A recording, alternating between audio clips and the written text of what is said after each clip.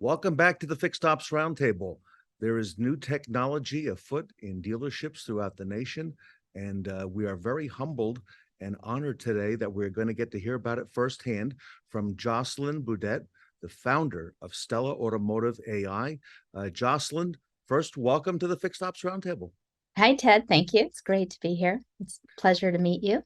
And a pleasure here as well. I've heard so much about you, some great things about your platform and what you are doing. And if I may, our topic today is going to be how conversational AI can be deployed in a dealership. So, one of the things, having worked many years in a dealership myself, Josselyn, is I've always thought,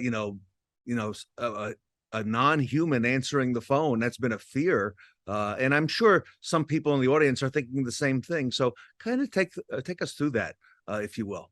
Yeah, I'd love to. So, Stella Automotive has released a product. We launched in March this year, as you know. So, we're about just over 100 days in market or so, 120 days. And the product answers the telephone. So, Stella is for dealers with phones.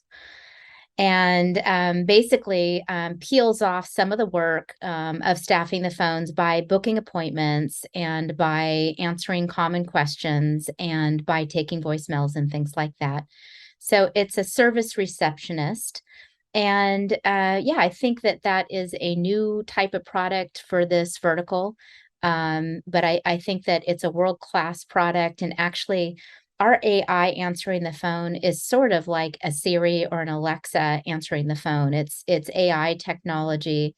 It's very intelligent. It's very easy to use, and I think represents brands well. For some time we've been hearing that voice technology is the new frontier, and we're seeing that throughout our lives. And you mentioned Alexa, you mentioned in other places that we may call, the bank, the airline. AI is involved in all of those. So kind of take us through the technology, if you will, because this is a very common pain point for dealerships and so fundamental to be able to answer the phone. Yeah, I agree. I think, the digital assistant technology has been in the gestalt of our culture since the 50s. I think since computing started, the dream of computers talking started, and you see it in the television. And I think for those of us that are a little bit older, that we grew up knowing that it was coming. Being friends with a lot of people in this industry with careers in voice technology, also in machine learning, it was certainly a dream of a lot of people in the 70s, 80s, 90s. There was just so much research, mostly at the university level, towards making computers talk. And as we know, the first instantation of that was really speaking cars.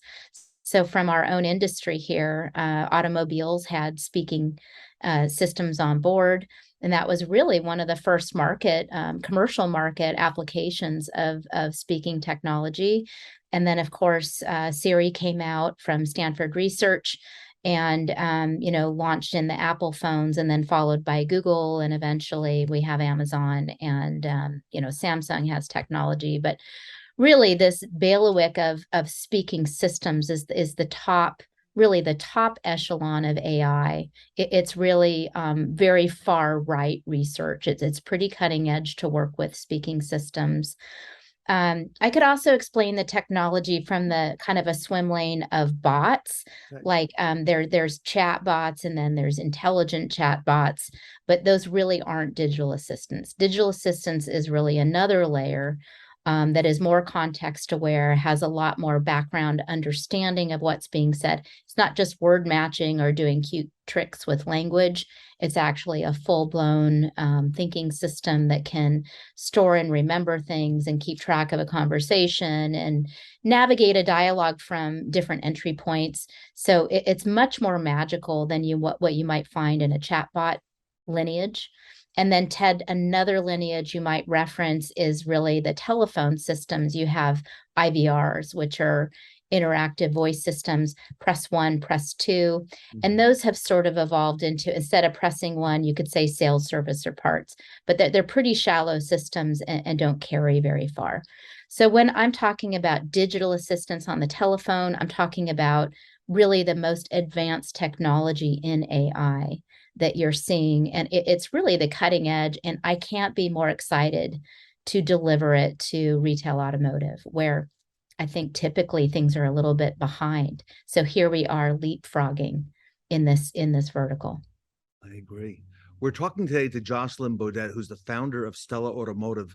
Um, why is now the right time, Josselyn, for dealers to consider using a digital voice assistant in their dealerships, and what problems does that solve? Yeah, well, I would describe it as a perfect storm. I'm from Boston and we get nor'easters, but it's something like a nor'easter because you have some of the collateral damage from COVID, which is, a massive demand for improvements in technology, and the problem of staffing that seems to be a hangover, even though COVID's over. During COVID, it was almost impossible to find people that weren't sick that could work. But you find even today, rooftops are paying $20, $25 an hour and still can't staff their phones. Um, Compounded with, I think, a failure of the bot platforms to deliver intelligent Mm. systems, which means, there was this sort of effort in automotive to move, that the idea was everybody would move to chat and you'd have some magical channel in Facebook that would handle your customer base. But the truth is, more than ever, telephones are the primary communication line Sure. to the customer. And then the third really footprint in that stool is that the technology arrived.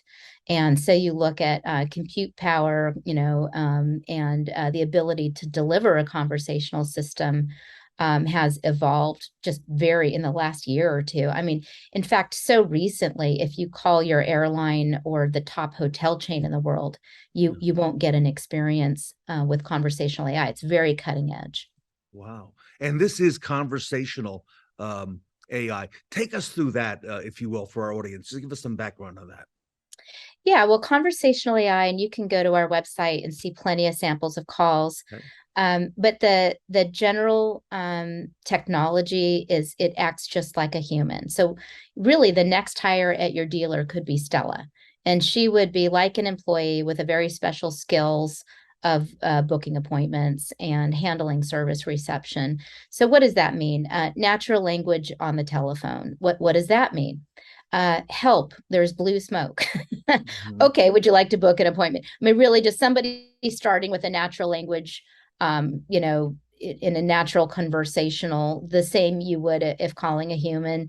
But also, you might need a part, or you might want to talk to sales, or you're checking on the status of your car. So first of all, Stella can handle incoming customers and properly route and understand what their intent is, and handle that call for you. And then on the scheduling side, using natural language to do operational code mapping, selecting the right service and bay for your dealer, things like that. Understanding, rental cars and shuttles, understanding how to negotiate time. Those are pretty all impressive tricks that Stella can perform in an agile way. And then the other aspect of it, Ted, is just zero down like latency. She can handle a full appointment scheduling in about a minute and a half, Wow. really fast, A to B, no gaps, like that. And Stella is always there. She's always open, not a 9 to 5 employee. They're at nights, weekends, holidays. Yeah, yeah. So it's 24/7, of course, like any AI would be. And of course, it can handle, 20 simultaneous calls. So, Wow. we see a lot of dealers where, they're passionate about their customers and their brand, and their preference is to answer the phone. You can put a setting on Stella where she picks up on the second or third ring or fourth Mhm. ring if you want to give your staff a chance to pick up the phone. But if not, really, Stella could be the lead. I mean, you can just one ring, Stella answers, your customer's taken care of. And so that's, I would say, market leading customer service. The scores on Stella are, 8.5 and above. Hmm. We collect quotes, but we get quotes all day long of customers saying, wow, that was easy.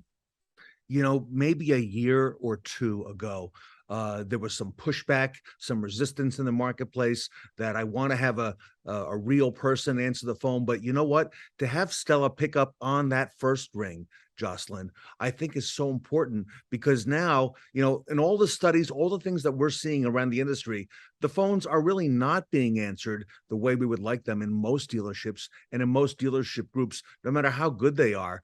And to have that extra person, if you will, in Stella to be able to do that, Yeah. I think that offers so much to the dealership and to the consumer as well. I agree. I think, we see solutions. Where Stella's got some flexibility in how and where she's deployed. So obviously at a rooftop level, she can answer, press one for sales, two for service, hit two. Stella says, how can I help you? And you're in Nice dealerships. open-ended question. You um, you you yeah, came, and by the way, this platform, I saw it for the first time earlier this year. You're yeah, in dealerships, you're in dealership groups now. You're active and you're actually helping consumers right now in our yeah, space. yeah. From a cold start, like no one had ever heard of Stella. We launched at NADA.